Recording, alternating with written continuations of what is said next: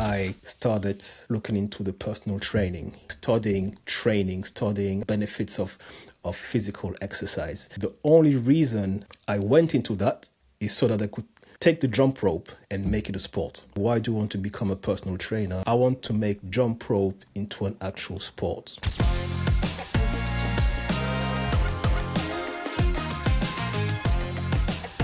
What's going on, everyone? Welcome back to the Elevate Inside podcast, the podcast where we go beyond the rope and talk to the people who are genuinely moving the world of fitness forward. Today's guest is someone I've had the pleasure of knowing personally. He's built a following of over 200,000 people, built on nothing but consistency, skill, and genuine passion. He has his own training system, his own jump rope, and is still one of the most down-to-earth people in this space. He's not just a content creator, he's a coach, a builder, and honestly, one of the most genuine people doing it right now. We've shared stages, we've shared sessions, parties, dinners, rooms, and today we finally get to share a real conversation. Marco, welcome to the Elevate Inside. Good to have you here, brother. Thank you for having me. Thank you so much. How are you doing, first and foremost? I'm great. I'm doing what I do every day, training, chilling, just looking after myself, looking after my people. Same old, same old. Love that. So for people who don't really know you yet, who is Marco and where are you from? Well, to give you the short version, I am Marco. I'm a personal trainer. I'm a family man. I'm a fitness guy. I'm here right now in the UK, so I live in South London. But I'm not actually British. You can tell by my accent. My accent is more of a French one because I'm French speaking, French parents originally from Cameroon. I lived all over the place in France, here, in Austria, where I was actually born. I lived in the Congo, so I've been moving around a lot. So I'm a bit of an international person. Nice, love that. Do you also speak? I know you do, but the audience doesn't. How many languages do you speak? Well, French is my first language. English, obviously. My German used to be better than what it is now. I do understand a little bit of Spanish. I do understand a little bit of Italian. I dabble in some languages here and there because I've always been around multicultural people, where Nice. you had to adapt and just to get along. It's just of an advantage to pick up other languages as well. Oh yeah, no, that's amazing. I've heard you speak multiple of them at the events that we visit all across Europe. So that's a true superpower. Way to go! But we're not really here to talk about languages. We're here to talk about sports, jump rope specifically. But before we dive into that, because we'll have enough of that coming, Yeah. you've been in sports for over 20 years. Is that right? That's 20 that's plus correct. years? Yeah. Yes. So I started my first sports, like every little boy. When you're a kid, you start with football. You start with maybe a little bit of judo and karate, stuff like that. So, but Nice. when it really stuck is when I was at age 13. I started playing basketball, and I played from 13 till I was, I think, about 28, 29, right? So Oh, with nice. no break, yeah. In between, I've been well into athletics, track and field, track. So I'm a sprinter, high jump, long jump, these kind of Nice. things. In within that time frame, I went on and off into boxing, and kickboxing as well. I Nice. didn't do it as long as basketball, which is my main sport, but I still have my little martial arts experience, and yeah, so I haven't stopped being actively in fitness since the age 13. So that's actually more than 20 years. That's well Yeah. over 20 years. Cool. Nice. So you've been playing sports your whole life, basically, just Yes, different. yes. Yeah, Yeah, different, yeah. different stages. Cool. And how did that journey shape who you are today? Well, it was a natural progression, I think, because from competing to a kind of a pro or semi-pro level to then transitioning to getting used to, because I moved countries in the meantime as well, because I played sport when I Oh, was in yes, of Austria course. Yeah. and in France. Moving to England, the sport in England is more football, right? So basketball, Yeah. my basketball journey kind of slowed down quite a bit. Yeah. I needed to find a substitution to stay active, which is also when I started really boxing and kickboxing. And when you box in combat sports in general, jump rope is part of the warm up. Yeah. Usually, it's part of the warm up. Me being a basketball player who loves jumping, as in jump shots, slam dunks, and all of that, it's a lot of jumping involved. So for me, even though skipping is a warm up when you do your combat sports, for me, I just needed more because I get that adrenaline, those endorphins from jumping around, jumping, bouncing up Yeah. and down, Yeah. and this I is can kind of relate to how, that. yeah. So this is how our kind of transitions to incorporating jump rope more and more in my fitness journey, like going to the gym, warming up with the rope, maybe using the rope more and more, and leaving the weights behind more and more at the same time, right? Yeah. So Yeah. this has kind of been my transition. Nice. Yeah. Cool. And well, you've been in sports for a long time. You've been in fitness for a long time. When did it become more than a hobby for you? When did it become a mission?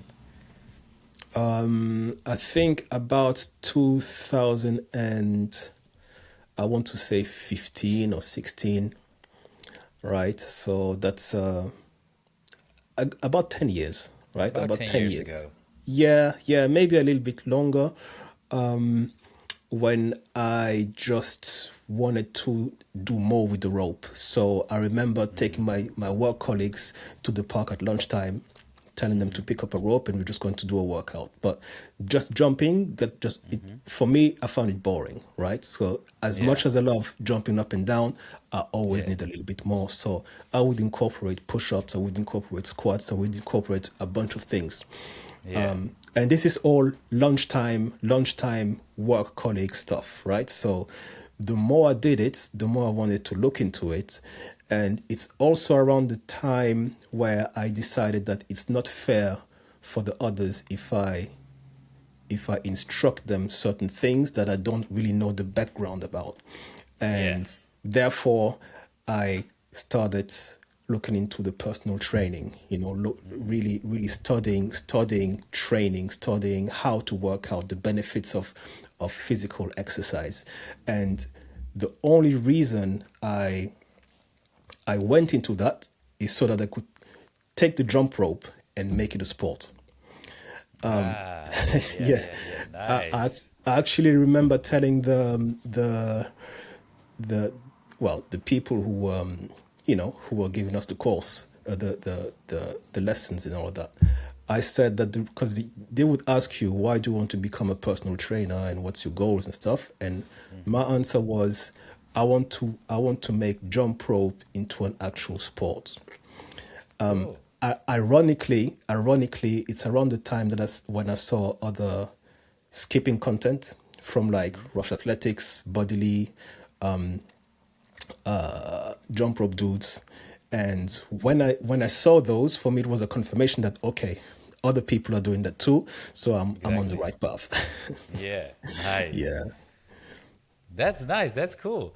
So, from that desire to make it into a sport, you went into personal training because you wanted to be knowledgeable about the thing you're teaching others, Yeah. which is great, especially when you have a passion for the thing that you're doing, which is sports, which you've been doing your whole life. Yeah. Nice. And if we go a little bit further back, because there was one time that was the first time that you picked up your jump rope. How was that for you? Were you good at it right away, or did you Yeah. need to learn it properly first? How was it for you? Well, if we're talking about the very first time I picked up a jump rope, that was Yeah. my older sister's jump rope. Right? Yeah. As a kid, Yeah. I tried to take it. They didn't really want to let me play with it, but I would just, still take it and do a few jumps here and there.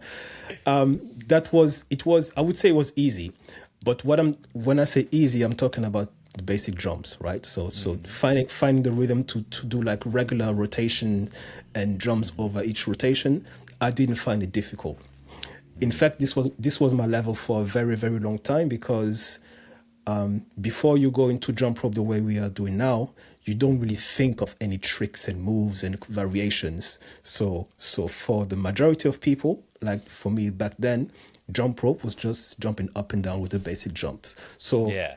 from that sense, yes, it was easy. Of course, Nice. eventually, when I tried to do new things, yeah, different story. It might have been a bit more difficult, but first experience was a positive one. It was never a case of, oh, this is not for me, or I can never do that. Ah, nice. That's actually that's huge, you know that, because I remember the first time when I picked up a jump rope, I was horrible. I really struggled. Like I just wanted to jump over the rope, and for some reason that took so much energy and coordination, and I don't know, I struggled like crazy. But because of that struggle, I was like, no way, it looks so easy. It should be easy. Why can't I do it? And I just couldn't wrap my head around it. And then I just grabbed the rope and I was like, no, you're not gonna beat me. I will master you. So that's nice. Yeah, That's good that it came easy for you. yeah, yeah. Um, and it might have to do with the fact that you were a little bit younger as well. Maybe not. But I remember when I started, never really did it until I was 27. So never as a kid. I Right. didn't want to do it. I only wanted to play football because I was this tough guy and jump rope for girls, blah blah blah. You know Yeah, all those stories. yeah, Talking yeah. about those stories, jump rope has a reputation of either being a boxer tool or a little kid's toy. So, how do you change that perception through your content? Well, I can debunk the whole girl or kid thing, because first of all, I'm not a kid, and second of all, obviously I'm not a girl. But I still pick up a jump rope and a jump. Fair So enough. so when people say it's for girls, it's for little kids, then it means that in theory I shouldn't be jumping, but here I am, I'm jumping, and I don't get laughed at. Usually when people see me jumping, they ask me how I do it. Yeah. So it comes from, you know it's a bit of an ego thing for people to say it's for kids or for girls, because one, maybe they don't know how to do it, so then they have to justify why Yeah. they can't do it. Okay. Yeah. Yeah. Makes sense. And the thing about it being for boxers, I mean, it's a valid point. It's true that boxers use it as a warm up tool, but not just boxers. When I played basketball, we used to use the rope to warm up as well.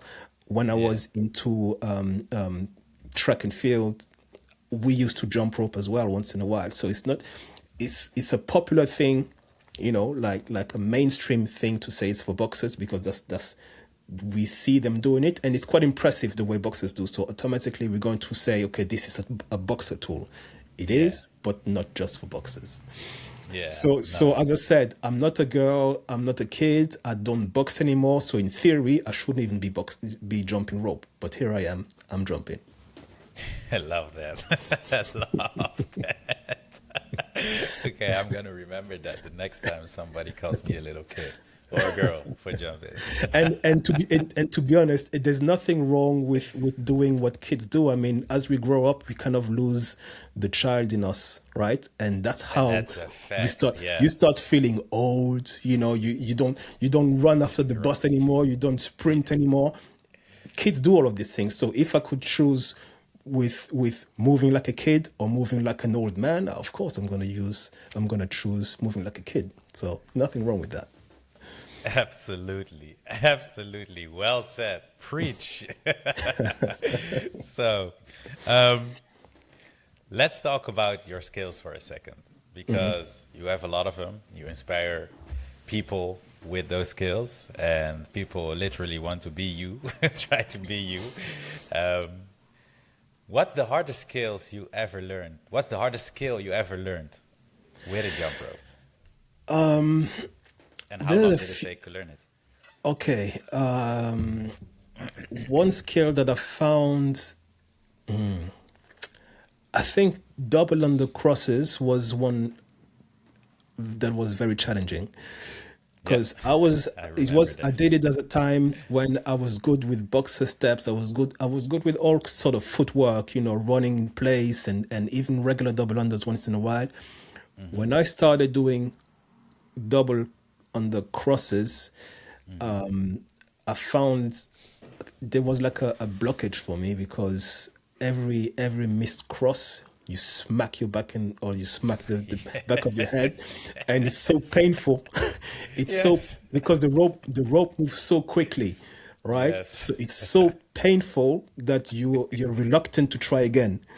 So you're Yes. like, it's either I get it right or I'm gonna be punishing myself. So that was quite hard. I can relate so hard with that. Yeah, so this one gave me a hard time. It took me, I can't remember how long it took me to learn it. I think within maybe 2 or 3 months, I was really comfortable with it. That was hard, but to be honest, the most difficult one is the TJ. Yeah. Right? So Yeah. I don't know if everybody knows what it is. It's basically jumping, crossing your rope, Part. Yeah. So this one was my hardest one for the same reason. Every missed jump would be a massive slap on the whip on the back to the point like you can almost feel a teardrop trying to Yeah. come out of your eye. That's how painful it is. Yes. Oh So yes. so it took me, I don't know, maybe like a whole summer of trying and trying and trying to eventually do one. But when I did it, then I left it. It's not something that I do often. I just wanted to nail it and leave it. And Another leave it. one, another difficult one, not so difficult, but it took me a very long time, is the mic release. Oh yeah. Yeah. But the only reason, one of the main reason it took me a long time is because I didn't really focus on practicing it. So I would do a few here and there and then leave it. So that kind of made the learning curve a little bit longer. Yeah. Because you were But focused on but the top one, the one that traumatized me is double on the crosses. That's the one. the one that traumatized you, double under crosses. So, I can relate so hard with that, and especially what you say with the TJ. Um, it's it's a triple under cross. Yeah, So if a double under, you can imagine the speed of a double under, how fast it goes, and when you add an extra rotation, that yeah, the rope needs to yeah, go even faster. And because you're crossing, you're getting that same whip yeah, even harder. yeah, Yeah, no, yeah. it's And and the worst those are part crazy. is you always whip yourself in the exact same spot. Yeah, Always, always. yeah. Yeah, But yeah. I don't want to scare anyone away. It's worth it. It's fun. Trust It's us, fun. it's Yeah. fun. Okay, so when did you actually decide to build Maestro Workout as a brand? Was there a specific moment?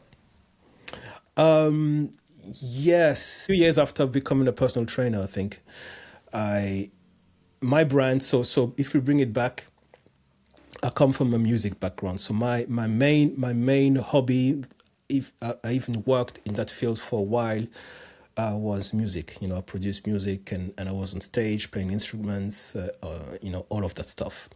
My record label name was or is MaestroDuction for Maestro Production, right? Yeah, I Because remember. Maestro has always been my nickname since. Yeah. When I shifted more into the fitness side of things, I just changed the name over from MaestroDuction to MaestroWorkout.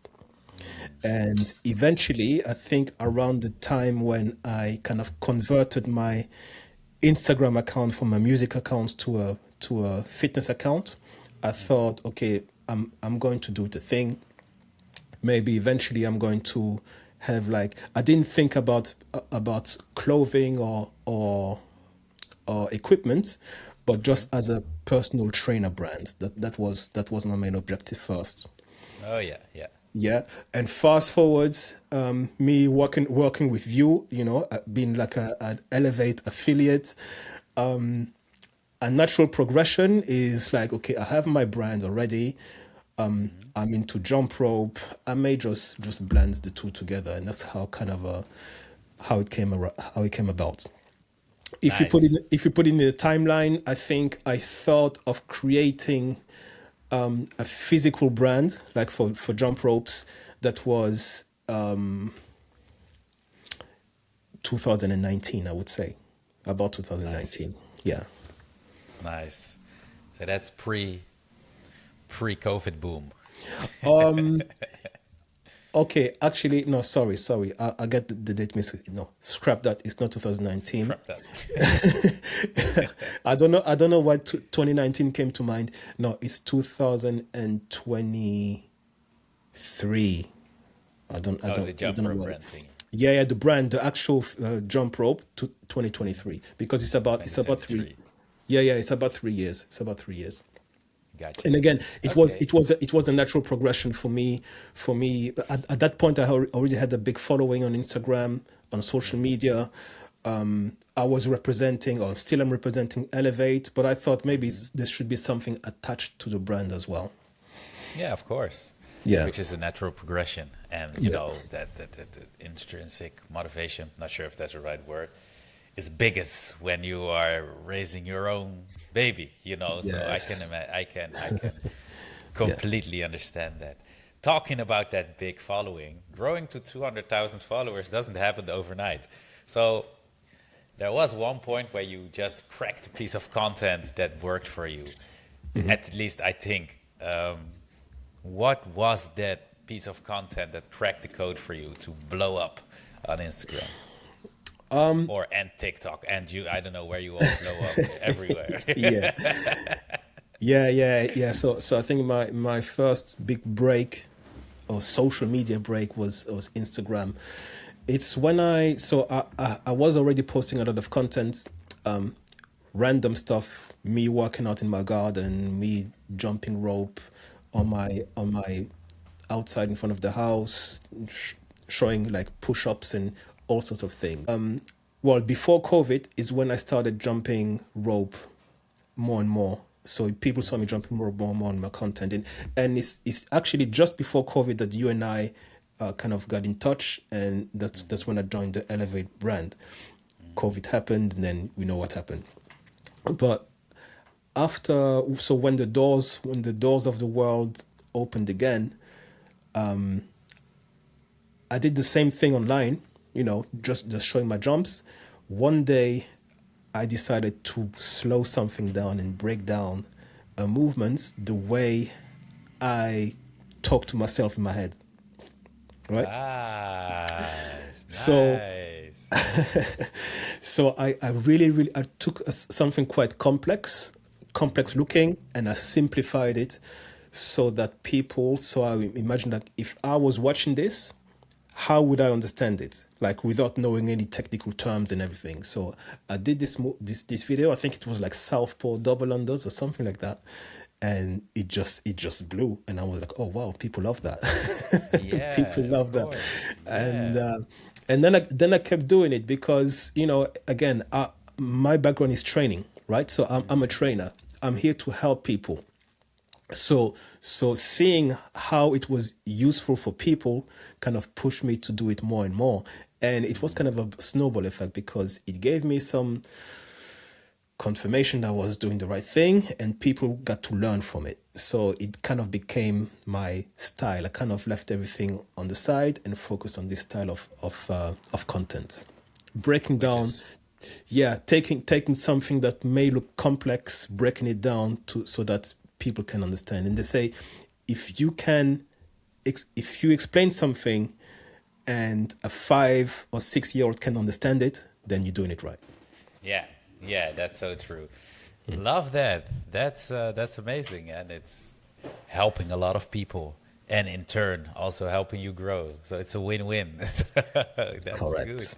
Yeah. So, um, what's your process for that? What's your process for creating tutorials? How do you make something that's complicated feel easy for the viewer? A lot of it, I would say 50%. It might be different now, but there was a time where half of what I was doing, I was just improvising. And but what I mean by improvising is I would be working out and playing around with the rope and thinking, oh, hang on, what did I just do? And then I just play it again, and I think, okay, people might like that, and then I would just focus on that one move. It's there's now there might be a bit more planning in certain things that I do, but I would just take something that I just came up with without even intending to do, like an improvised combo that popped out of nowhere. And I would just imagine myself wondering how it works. That's when I slow it down. I slow it down. I try to take all the fitness and jump rope jargon out of the equation and talk it through the same way I would to myself, the same way I would to my children, for example. I'm not gonna tell my daughter, okay, to do this movement you have to do a southpaw and then boxer step and then one skip. She'd be like, Yeah. what? So, What are so you saying? right. Yeah. So I would explain it in a natural, flowing language so that it makes sense, right? Ah, And that's yeah, nice. that's the process for me. I would I mean that's how I plan it. The way I execute it is a bit different because once I have a movement, I need to be able to perform it slowly. Yeah. I could do it regularly and put the slow motion effect on. I could do that, but that's not me. I like to move slowly, and that's actually the real challenge because Yes. you have to keep the rope rotating. Yeah. Yeah. You have to keep the right pace so that whilst you're doing the movement, okay, at that point is when I'm explaining step A, and when I move like this is when I'm explaining step B. So it's a whole process. My thoughts have to be in sync with my slow movement, and Yeah. that's what the challenge is. Yes, that's hard. I've been playing around with that content as you've inspired me to also build more of content like that, tutorials like that, where you actually slow down your body and not the Yeah, video, but your yeah, body. But it's tricky because the rope yeah, needs to yeah, stay in flow for some stuff. So yeah, yeah, yeah, having that flow go, slow and then not yeah, trip is it's another yeah. skill set. For me, to be honest, one yeah, a thing that kind of motivated me to do my first video that broke my my status. Just to go back to the original question, I used to watch certain jumpers do certain things like really really great. Like for example, they might do, I don't know, they might do like a southpaw combo with side swings and EB swings and all of that. And the video would be called tutorial, right? So I watch it, but the tutorials is them doing it like just take the rope and do this, and I'm like, what? Yes. So then you have to watch it like over and over and over again, and I'd be like, damn, I wish they kind of show me what's going on with the hands, what's going on with the arms, what's the actual movement. Some videos would explain a complex move with a complex word, and I'd be like, well, Yeah. I'm not from the jump rope scene. I don't, just speak to me simply. And so that's kind of where some of my motivation came to create content that's easily accessible for anyone, That's because actually I that's don't great. want to just target people who know about jump rope. It's Hmm. for everyone. We don't want to be inclusive. We don't want to be exclusive, right? We want to include everyone. Yeah, that's great. That's actually your competitive advantage. That's so by stepping back, you step forward a few steps because you reach such a bigger audience than the jump rope geeks. Yeah, So yeah, that's yeah, yeah. that's powerful. It comes from like if I train a client, right? If I train a client and I explain to them how to lift the bar to the chest or whatever, I can speak trainer, right? I can give them like fitness terms and stuff, but then they be confused and it doesn't Drop help. off. But Hmm. if you tell, okay, put your hands, instead of saying your grip is in a pronated or supinated, you say put your hands this way or put your hands that way, Yeah, and then they understand and then they can work. yeah. Yeah, that's great advice actually for me as well because I find myself also when I explain stuff, I have a bad habit of going into the slang that I'm used to, not really thinking about the person in front of me. Like, not everybody understands the geeky words that I'm saying. Also, when I'm talking about marketing or something else, like Yeah, I'm so used to talking like in a certain way yeah, that I sometimes forget to take it easy and to level with the person you're actually trying to level with the yeah, thing yeah, the person you're trying to teach something. That's great advice, I think, for yeah. every trainer out there. Yeah, that's the whole point of communication. If you want to communicate with someone, the whole point is that you understand each other. You Yeah, don't throw words that you think the other one might comprehend or not. You stay on the same level so that you can have that exchange. yeah, no, that's great advice. Nice, I'm writing this down. Communication. So you've also built a full training system and Yeah. workout programs. Yeah. Is there a gap in the market that you're trying to fill with those? Yes. Yes. So the gap. I want to bring my well. I don't know if there's a. To be honest, I can't tell you 100% if there's a gap. There might be people doing the same thing that I do that I'm not aware of. What I'm trying to bring to the world, to the fitness enthusiasts, is that workout with a jump rope and body weights, maybe resistance bands, kettlebells, like focusing on those athletics skills development, right? But not specifically if you're a professional athlete, of course you got a strength and conditioning coach and you're going to do all of these things. But from a mainstream point of view, it's very limited. Maybe because people don't see the advantage of doing certain things. For example, on if you're going to do a particular workout for explosive power, the regular person will not necessarily know what to do. Like for example, you might pick up the jump rope and do like 50 double unders because it's fun, because it's kind of an ego boost. But really, what's behind that? What does it do to your body, and how can you add it to a workout routine, like if you had, I don't know, weights, kettlebells, resistance bands, battle rope. How can you mix those together? So my thing is to have a fusion of workout styles, incorporating the jump rope in order to develop your athletic abilities, athletic skills. Mainly, Nice. mainly not just to look good and look big and abs and all of that, but for me, my focus is the longevity part, right? You're doing it for the long term. Hmm. We all gonna get old. So what type of old man do you want to be? You want to Yeah. be on the wheelchair or you want to be fit? I always said I want to be Marco when I grow up.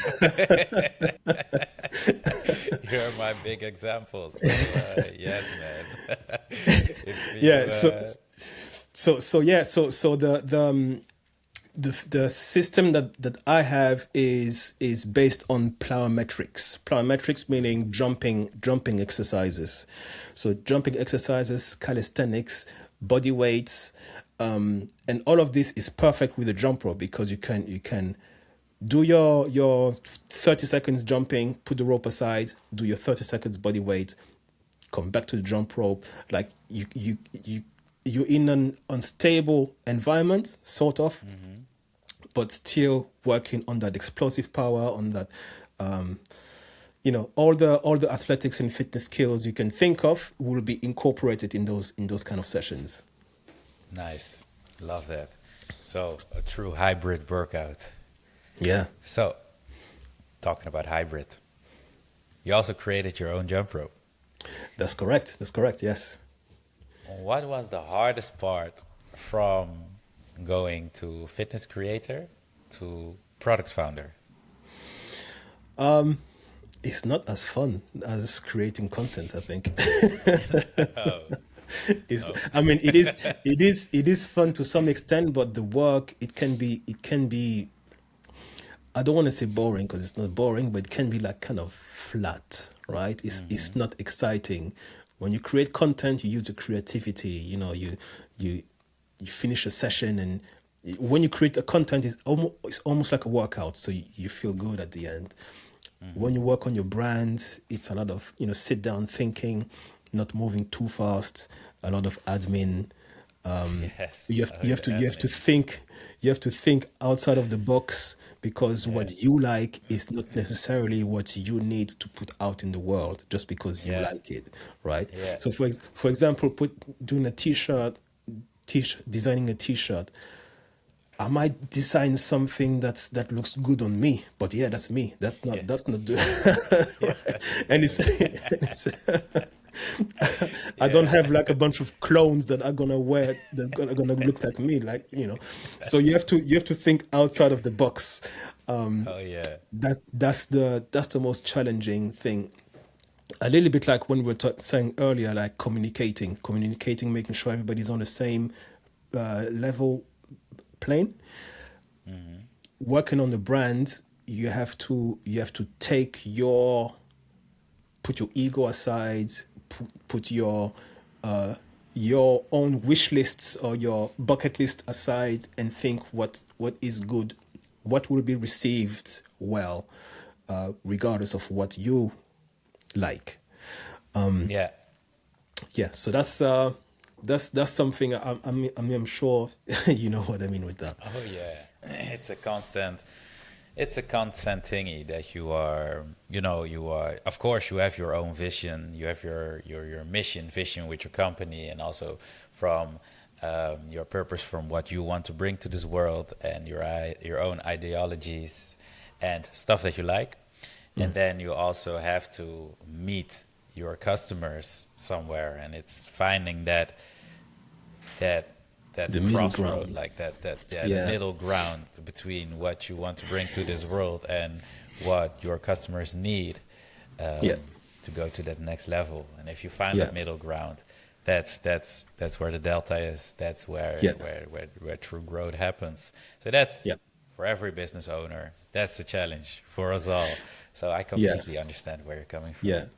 I And think we can take social media as a metaphor for it because, for example, you put content out, oh yeah, yeah, and you might put the content of your, okay, I'm just going to take a fictive example of, let's say, a trainer, okay, who puts content out, and just to gain clients, he's gonna show what he can do, right? He's gonna do like yeah, muscle ups and show the abs and show the arms and everything.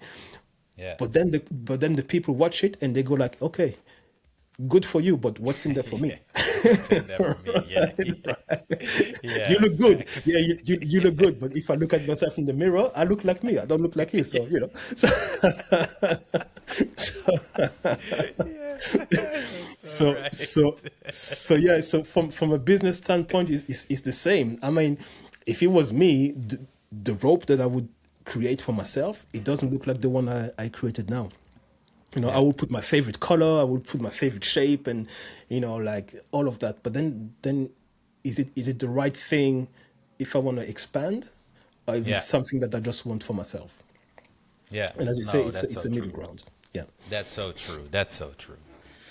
And if you do you have any plans on expanding the jump rope line that you're building currently? Yeah. Sorry. Yeah. So right now, heavy on the 5 millimeter speed rope. I just launched the 7 millimeter hybrid rope, a little bit thicker, a little bit heavier, more intense. Further down the line in the future, I will be working on beaded ropes as well, and that's one thing. Just because I don't use a beaded rope doesn't mean that I shouldn't create a beaded rope, Yeah, right? that's one. Because That's one of those that's examples. one of, Yeah. that's one of those things. So I'm still so in the cards. There's still the beaded rope, hybrid rope, beaded, and other fitness tools. So oh yes, so I do also do resistance bands, right? I will focus on this different type of ropes for a while, and on the bands, I don't really have any plans of creating new equipment as of yet, but it will come. But when I say I don't have plans, is I do have some ideas, but I don't know what will come next. What's the priority?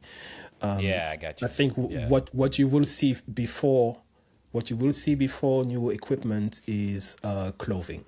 I will be Oh yeah. having clothing. Nice. My signature hat. I will bring that out too. So that's gonna come next Nice. Nice. pretty Yeah, soon. you should. It's a signature thing for sure. So Yeah. you should. Nice. Okay. This was great, Marco. Now, um,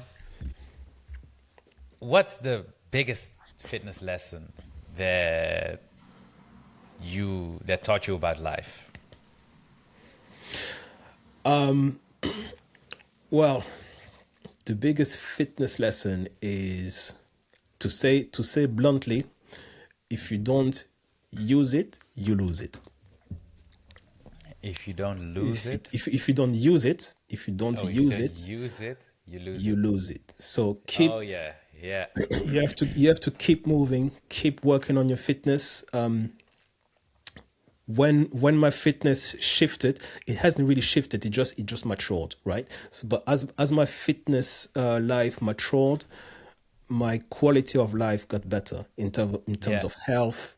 Health got better, clarity, sleep, even my relationship with people, and I know that's because of the way my fitness journey has evolved. yeah, Now, on the other hand, unfortunately, we see many people who stop or slow down in terms of fitness, and then it affects their life. It affects you start having backache, you start gaining oh weight in yeah, places that you don't want to. You start having depression because you used to have abs and now you have like a one pack. yeah, you know, you know, you, so there's a really really strong link between fitness life and quality of life, right? And it's I it's some agree. and once you if unfortunately people lose it, but if you decrease it or if you start losing it, start using it or start doing it, you will start to lose certain things that you're accustomed to. it's Got it. it's a it's a lifestyle. I think people should see it as a lifestyle, because without fitness health, there's no life. Don't want to Preach. be deep, but that's just how it is. Oh, that's just how it is. Yeah. Nice. I vouch for that, people. I vouch for that. So, what does the next chapter for Maestro Workout look like? You're going to see me more and more on, I would say, on YouTube, because now YouTube is an area I've been neglecting for a long time, because my focus was more on Instagram, maybe TikTok a little bit. Actually, I hardly do any TikTok anymore. I haven't logged into TikTok in a while. So what I'm Come saying on is, now. but Post. but Post on it. but there Everything you is post blows up. Come I on, know just do it. I It's know like a few buttons after you post on Instagram. It's just a few buttons away. You literally yeah. copy the description that you But post. there's a reason for that. Is because I think that I want to take my teachings, what I'm showing people, what I give out to the world. I want people to take time to consume it, right? I enjoy doing Instagram and Facebook and all of that. Is great, and YouTube short is great, but what I really want to focus on is helping people who want to take the time to learn. Unfortunately, social media is built in a way that Yeah. I'm going to see something great, right? Yeah. But I might be waiting for the bus, so I'm like, let me just do 5 minutes quick. But if I'm going to put time into teaching something, giving some gems, I want you to sit down and watch it. I don't need you to be waiting for the bus and see, oh, let's quickly see and watch, or sit in the toilet, or you know what I mean. Yeah. That's why my focus is gonna move a little bit more towards YouTube, long form content, and a space where people want to go, click, sit, watch, and learn. And Yeah. that's one reason why I kind of moved away from TikTok, because that's the quick fix, quick dopamine That's the fix, quick quickest of dopamine them fix, all. Yeah. and I don't want to feed into that dopamine fix as much anymore, because it's detrimental to people. You don't, if you get Thanks. too much information, it's not going to help you. I'm going to No. see 50 different jumpers within 3 minutes. I don't gain any value from it. It's cool. It's cool. It's cool. But I'm not doing you any service. I'm not doing any other jumpers any service, because my attention that I'm going to give you is going to be half a second. Then I'm going to go like swipe and go to the next, swipe and go to the next. So it's yes, I can easily blow on social media. For me, it's a few clicks, but different I'm looking at it from a different angle now, because I've been doing it for so long. I'm like, okay, how you say what's the next step? For me, the next step is to elevate people the right way. I don't want to feed them like quick fixes, quick show something shiny here and show something shiny there. No, Yeah, yeah, sit yeah. down, relax, learn with me. Okay. Love that, man. Love that. Love that philosophy. So, where can people find you? And what's the first Okay. thing, if you had to tell them? First of all, where can they find you? And what's the first thing they need to check out? You find me, MaestroWorkout is the name. So at MaestroWorkout is going to be on Instagram. You're going to find me same name on Facebook, same name on TikTok, and same name on YouTube. You find Perfect. my jump ropes, my bands, my gear on MaestroWorkout.com. And these are the main spots you will find me, right? And Perfect. if you're fortunate enough to move around, once in a while we have like community meetups and community events all over Europe. So far, you'll find me there too. Oh, yeah. In Rome next week on the 29th Eight? or Nine? 28th, 28th, Eight? Nine? 28th. Yeah, I forgot. next 28 or weekend. 29 people. I should. Love We that. should know. We're hosting. We should know. But Yes, I know, right? This was great, Marco. Thank you so much for your time. You smashed it. You're an inspiration for us all, for me personally as well. I hope we will do a lot more events together. I hope we will have a lot more parties together, a lot more hard workouts together, and to just be not only business partners, but also friends for life. Thank you yes. so much for everything you're doing for this community. Thank you so much for everything you're doing for me, for Elevate, for your own brand, for everybody that's following you. And yeah, keep crushing it, man. Thank you so much. Thanks for having me.